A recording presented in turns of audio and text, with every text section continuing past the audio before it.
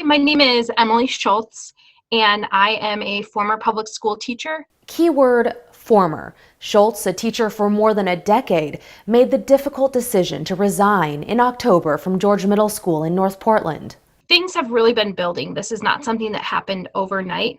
But the pandemic was the tipping point, specifically when she says she was exposed to a COVID-positive person on the third day of school and had to quarantine at home. If I did test positive, at least I would have 10 days to rest. I'd have 10 days to lesson plan. I'd have 10 days to catch up and get a break. And really, at that point, I realized it wasn't healthy for me to continue on in the profession.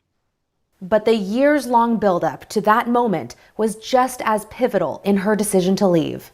Class sizes have continued to grow.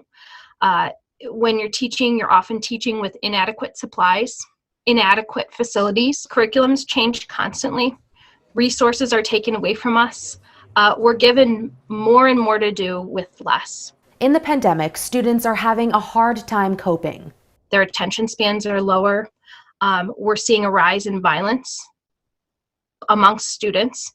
Safety, she says, isn't guaranteed, and there's just not enough time in the day to do a good job. So teachers often sacrifice their personal time and mental health just to keep up. Many teachers, like myself, will spend at least 2 to 3 hours a day beyond the school day and get work done. Shultz has colleagues who are resigning at the end of the year or retiring early.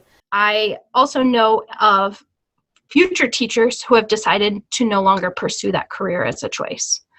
The writing is on the wall. For now, Shultz, who felt called to teaching, is now grieving a loss and missing her students.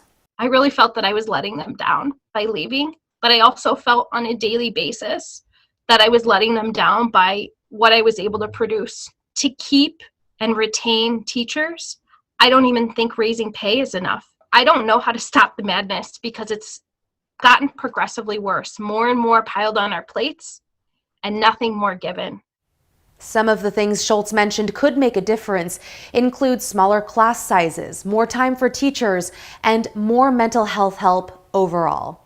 Christine Pitawanich, KGW News.